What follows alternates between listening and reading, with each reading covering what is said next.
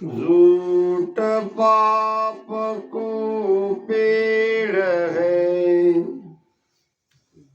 सात पुण्य की चूल। नावनीत सुख राम के, असल मोख को मूल। झूठ पाप को पेड़ है। हम सत्संग में आते हैं तो सत्संग से कोई न कोई नया ज्ञान, नई सीख, नया उपदेश यहां से लेके जाना चाहिए।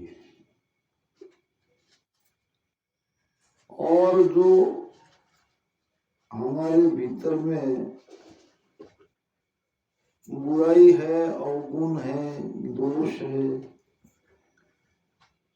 हर सत्संग में हमने एक एक चीज छोड़ दी और एक एक चीज पकड़ ली जो अच्छी है,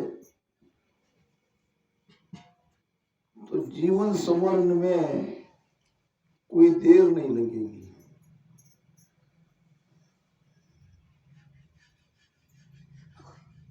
छोटी छोटी बातें हम सहज में छोड़ सकते हैं, जैसा कि यहाँ बताया है, झूठ पाप को पेड़ है।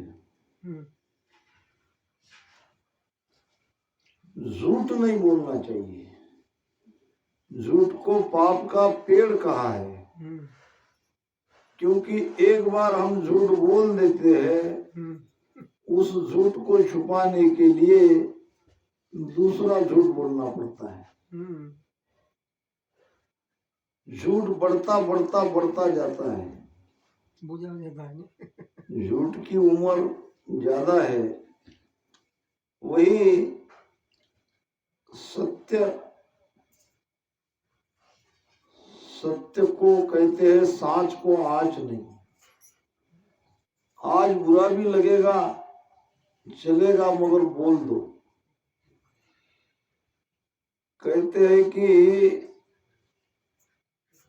नामदेव जी महाराज रात में कहीं जा रहे थे।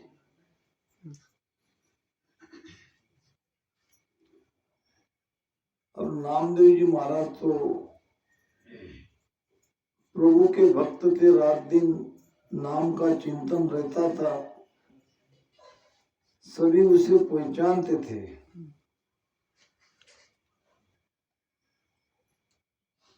आधी रात का कहीं गए होंगे सत्संग के लिए। वो जमाने में पैदल यात्रा करनी पड़ती थी। रास्ते से जा रहे थे, सामने से एक व्यक्ति आ रहा था। नामदेव जी महाराज को देखकर ही वो उससे मुंह छुपाने लगा। नामदेव जी महाराज ने कहा, क्यों भाई, मुंह क्यों छुपा रहे हो? तो कहने लगा, महाराज मैं आपको जानता हूं, आप तो प्रभु के भक्त हो, रात दिन उसके चिंतन में लगे रहते हो। मैं एक चोर हूं, चोरी करने जा रहा हूं। बुरा काम है चोरी, ये मैं भी जानता हूं। मजबूरी है, पेट भरना है और कोई काम कर नहीं सकता। तो आपके जैसे महान संतों के दर्शन ये तो बड़ा दुर्मिल है, मगर मैं अभागा आपसे मुंह फेर के जा रहा हूं। नामदेव जी महाराज ने कहा, भक्ति करने में कोई पेशा आड़ा नहीं आता है। भक्ति भाव से होती है, हृदय से होती है। अगर तुम्हारा हृदय निर्मल है, भाव है तो आप भी प्रभु का नाम ले सकते हो। संत इस प्रकार से ऐसे ऐसे जीवों को परमात्मा के शरण में लाते हैं। हम एकदम से किसी को छोड़ देने की बात कहेंगे तो वो दूर चला जाएगा।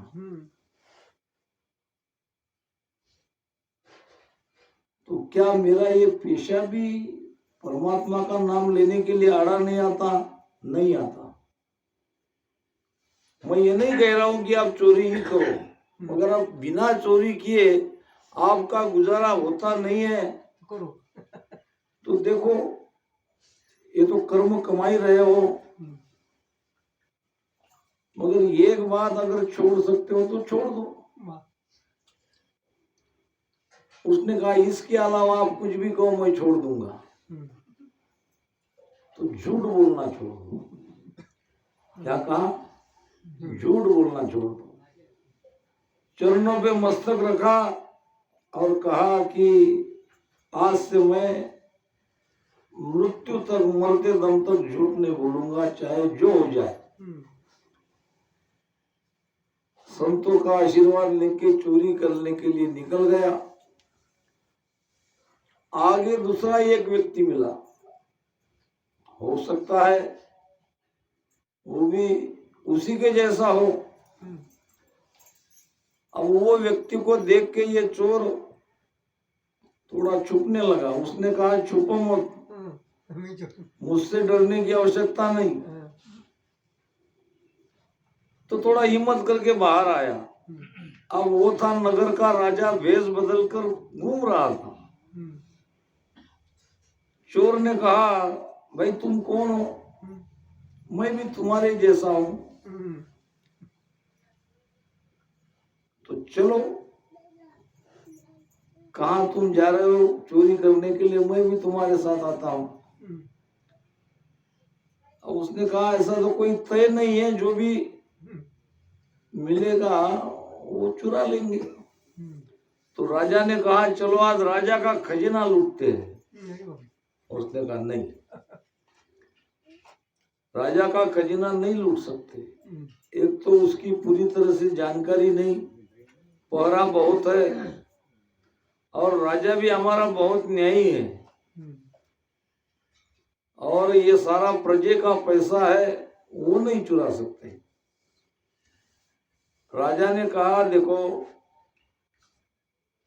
मैं सब जानता हूं, मैंने कितने दिनों से ये योजना बनाई है, मुझे सब पता है कहाँ खजाना रखा है और कहाँ उसकी चाबी रखी है।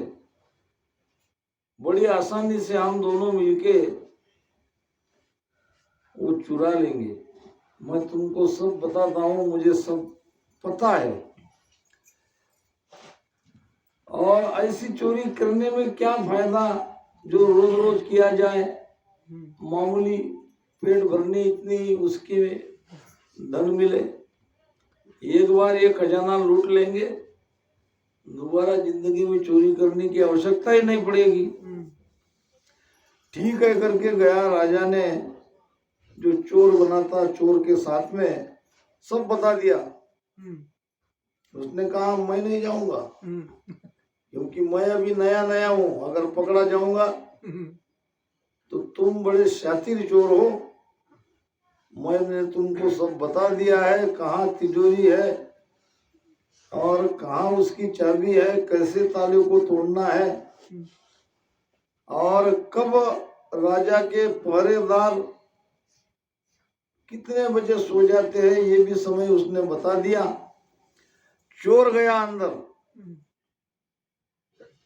तिजोरी खोल ली। तिजोरी में छोटे छोटे 2 बॉक्स थे,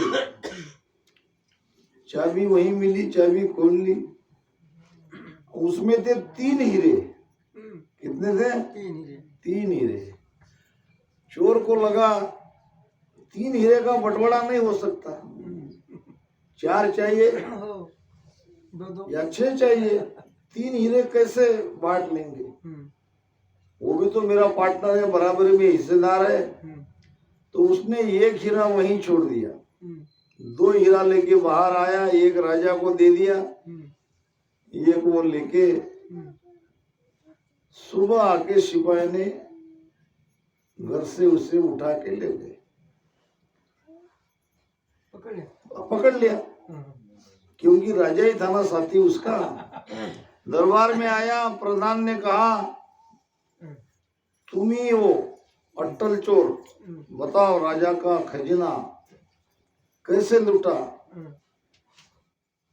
अब वो बोल नहीं रहा था।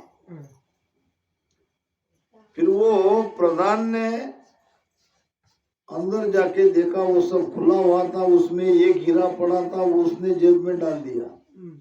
प्रधान ने चोर को पूछा, चोर कहने लगा झूठ तो बोलना नहीं था, चोरी की क्या? हाँ। क्या चुराया? 2 हीरे। ऐसा चोर तो देखा नहीं। सारे दरबार में लोग चकित हो गए, इसको अपनी जान की परवाह नहीं है, चोरी की कबूली दे रहा है। प्रधान कहने लगा हीरे 3 थे। उसने कहा नहीं मालिक, हीरे 3 जरूर थे, मैंने 2 ही चुराए, क्योंकि एक मेरा पार्टनर था। कौन था बताओ पार्टनर? मुझे पता नहीं, मेरा परिचय उसी दिन हुआ, इसके पहले न मैंने उसके देखा। तो जल्दी बताओ कौन तुम्हारा पार्टनर है, तीसरा हीरा कहाँ है, नहीं तो सजा कैद में डाल के तुम्हें अच्छी तरह से तुम्हारी खातिरदारी होगी, बहुत मार पड़ेगी। उसने कहा नहीं माँ बाप, मैं सत्य कह रहा हूँ और मैंने झूठ बोलना छोड़ दिया है। प्रधान के ऊपर कोई असर नहीं पड़ रहा था। फिर राजा बोला है प्रधान, वो सच कह रहा है। महाराज आपको कैसे पता? वो दूसरा चोर मैं हूँ, ये हीरा मेरे पास है। अरे वाह। हमने दोनों ने मिलके चोरी की है। अरे वाह। और ऐसा सतवादी चोर मैंने देखा नहीं। अरे वाह। तीसरा हीरा वही है, अगर नहीं है तो सबसे पहले जो गया उसके पास है। अरे वाह। सिपाही ने कहा सबसे पहले प्रधान ही गए, जल्दी से जल्दी वो तीसरा हीरा निकालो, नहीं तो चोरी के जुल्म में तुमको सजा होगी। ये चोर तो छूट ही जाएगा, वो तो चोरी कर ही नहीं रहा था, मैंने उसे करने लगाया। प्रधान ने हीरा लाके राजा के पैर में गिर पड़ा। राजा ने कहा जाओ, तुम्हें माफ किया। अब चोर को कहा तुम बोलो मेरे प्रधान कि तुम्हारी सच्चाई मैंने देखी है। कहने का भाव, हम संसार में छोटी मोटी बातें पर झूठ बोलते हैं, तो ये झूठ को टाला जा सकता है। ऐसा झूठ जिससे ज्यादा कोई फर्क नहीं पड़ता उसको बोलो मत। परोपकार के लिए झूठ बोलते हो तो बात अलग है। राजा जनक ने गाय के पीछे चोर कसाई हथियार लेके आ रहा था, तो राजा जनक ने सच बोल दिया। जब पूछा गया कि गाय की कहाँ गई, जिस हाथ से उन्होंने बताया आगे उसको उसी हाथ को दंड देना पड़ा। तो कहने का मतलब, सिर जावे तो जाने दो, झूठ न बोलो कोई, साहेब तो सुखराम कहे साच बेड़ में होए। परमात्मा सत्य है तो हमें भी सत्य बनना पड़ेगा। हमारे भीतर की बुराइयां, असत को सब टालना पड़ेगा, निकालना पड़ेगा।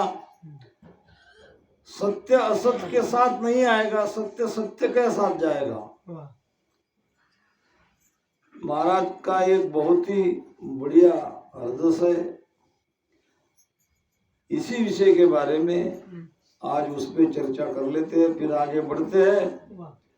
सत्य की बात न में लो साधु,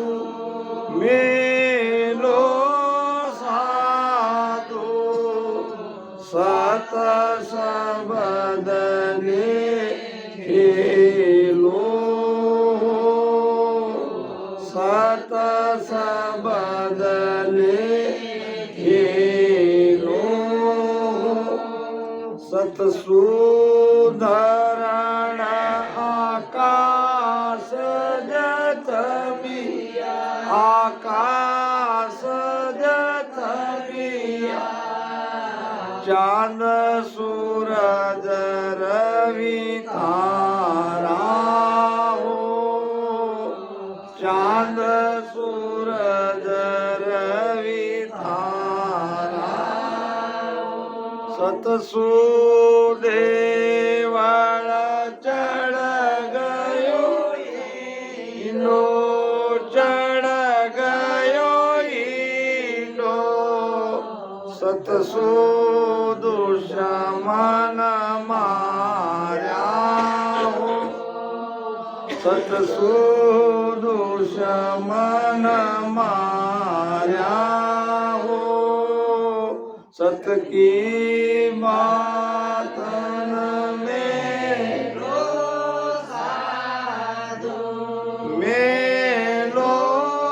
साधु सत सबद ले घेरो सत सबद ले घेरो सत की बात न मेलो सत को छोड़ो मत सत की बात न मेलो हे साधुओं आप सत के पुजारी हो सत को छोड़ो मत तभी सत प्रगटेगा सत शब्द ले खेलो हो जिसके जीवन में सत्यता है उनका जीवन बड़ा सुखमय है बाहर में हम सत्य रहेंगे और भजन सुमिरन करेंगे तो भीतर में वो सत्य प्रकट होगा और फिर सत का आनंद जीवन भर मिलेगा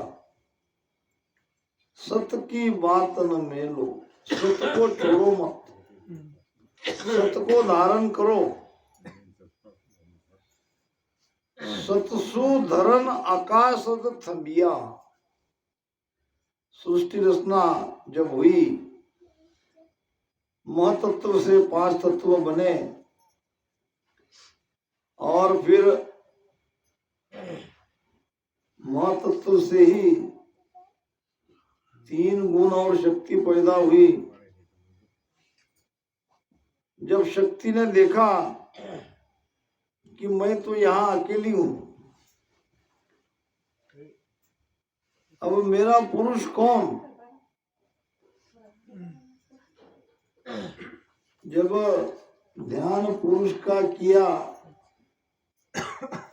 तो महतत्व साकार होकर बोला तुम्हें सृष्टि की रचना करनी है ऐसी मालिक का हुक्म है तो वो कहने लगी मैं कैसे करूं तो तुम पुरुष का ध्यान करो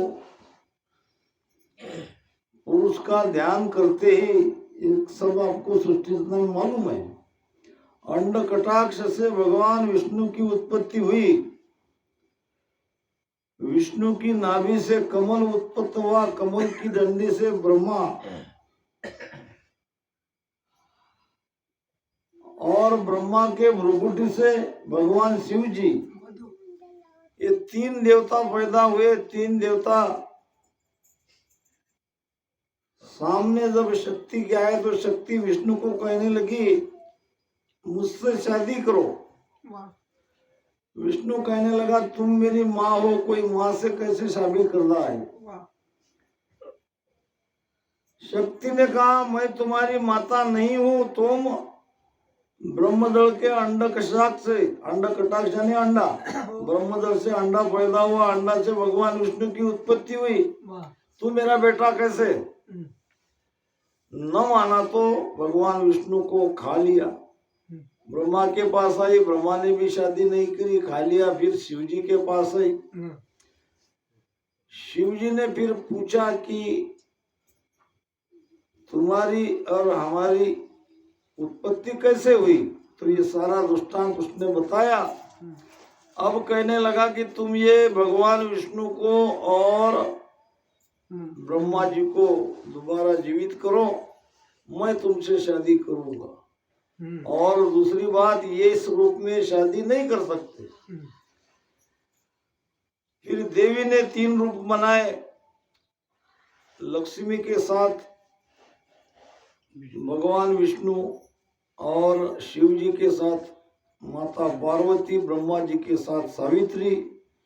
ये इसलिए कहना पड़ रहा है कि फिर जब 3 लोक की रचना करी तो ये 3 लोक में ये 5 तत्व आपस में मिल नहीं रहे थे, स्थिर नहीं हो रहे थे। फिर दोबारा परमात्मा का ध्यान किया, आकाशवाणी हुई, सत्सबद का टेका दो। ये महत्व तो साकार होके बोला, सत्सबद के टेके से ही ये 3 लोक की रचना हो सकती है, नहीं तो कभी नहीं कर पाओगे। तो तब शक्ति ने सत्सबद के आधार से पहले तो सृष्टि स्थिर हो गई, फिर पाताल, फिर स्वर्ग, और फिर चंद्र सूर्य सभी स्थिर हो गए। जो हम देख रहे हैं महाप्रलय तक ये ऐसे ही रहेंगे। तो महाराज कह रहे हैं, सतसु धरन आकाशत थमिया। ये एक वचन के लिए आपको इतना पीछे का सारा ज्ञान बताना पड़ा। सत्य के आधार से ये सृष्टि टिकी, सत्य के आधार से ये पाताल टिका है, और सत्य के आधार से ये आकाश टिका है।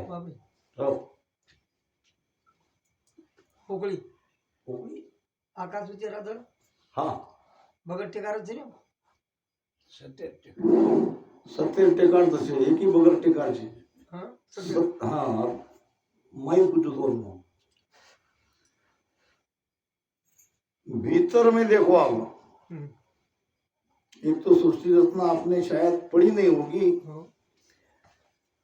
जो बाहर है वो भीतर है। भीतर में 3 लोक है, स्वर्ग, मृत्यु, पाताल, कहाँ कहाँ है। भीतर की धरती कहाँ तक है, हमको तो सब अंदर ही देखना है। भीतर सृष्टि कहाँ तक है, तो नाभि तक है। नाक से नाभि तक ये है हमारी सृष्टि, धरती, पृथ्वी। नाभि के नीचे है पाताल, और ये 21 घाटिया है स्वर्ग। ये 21 घाटी, हाँ। यहाँ तक ये 3 लोक है हर्ष, यहाँ से आगे बेहद। अब यहाँ 3 लोक जो स्थिर हुए हैं, इसका आधार क्या है? इसका आधार है सत्य। घट के अंदर जब तक ये चेतन है, ये चेतन आत्मा है, तब तक ये 3 लोक यहाँ दिख रहे हैं। इसमें से प्राण निकलते ही अब कहाँ रहा आकाश, कहाँ रही धरती, कहाँ रहा पाताल। आपको दिख रहा है आकाश का स्वरूप पोखली, मगर वो भी टेके पर है। आकाश को भी सत का टेका है, धरती को भी सत का टेका है। गुरु महाराज के वचन है, सतसु धरन आकाशत थमिया। इससे ज्यादा प्रूफ क्या चाहिए हमको? गुरु महाराज स्वयं कर रहे हैं कि सत्य के आधार से ये धरती और ये आकाश टिका है। आकाश आधार अदर नहीं है। भगवत सार मिल गया हमें। सतसु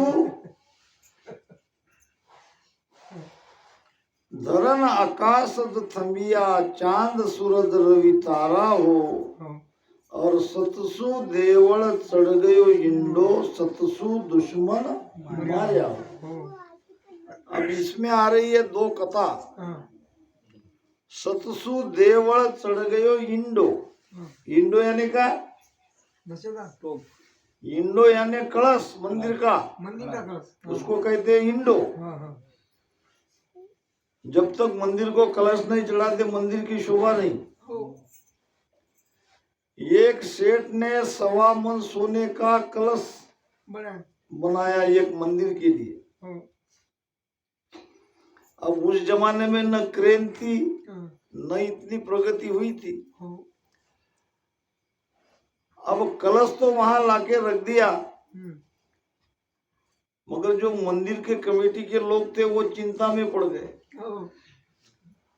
क्योंकि इसको उठाया कैसे, मंदिर तो बहुत ऊंचा था। देने वाले तो दान दे दिया, मगर अब वो मंदिर के ऊपर चढ़ाए कैसे। पंचायत बैठी, एक ही विषय के लिए क्या करे सबके विचार वहां लिए गए। अंत में निर्णय ये हो गया कि परमात्मा के भरोसे छोड़ देते हैं। जिसका मंदिर है वही जाने, अगर उसमें सत है तो वो अपना कलश चढ़ा लेगा। सतसु देवल चढ़ गया इंडो। वो जो जिस किसी भगवान का मंदिर था उसमें सत था, और रात में ही वो मंदिर के ऊपर वो 1.25 मन का कलश ऊपर चढ़ गया। सुबह आके लोगों ने देखा तो आश्चर्यचकित रह गए। ये प्रमाण दिया महाराज ने, गुरु महाराज ने वाणी में, और सतसु दुश्मन मारिया हो, ये प्रमाण है रामायण का। राजा दशरथ को 3 पत्नी थी, उसमें कई बहुत सुंदर थी, बहुत पतिव्रता थी। कई बचपन से ही युद्ध कला में निपुण थी। तलवार चलाना, नेमबाजी, घोड़े पर बैठ के घोड़े को चलाना, ये शस्त्र चलाना आता था। और जब राजा दशरथ के साथ उसका ब्याह हो गया तो दशरथ की वो सबसे प्रिय पत्नी थी। जब राजा दशरथ युद्ध में जाता था तो साथ में सारथी बनके कई आती थी। सारथी समझते हो, रथ चलाने वाली। हाँ, दूरकरी। क्योंकि युद्ध कला में वो निपुण थी और दशरथ राजा को उसकी बहुत बड़ी सहायता मिलती थी। एक दिन कहीं युद्ध हो रहा था और युद्ध में रथ का एक चाक निकल गया, उसकी खिल्ली निकल गई। कई का एक हाथ वज्र के समान था, अब उसने एक उंगली उसमें डाल दी और इधर से रथ चला के राजा दशरथ को विजय दिला दी। अति प्रसन्न हुए।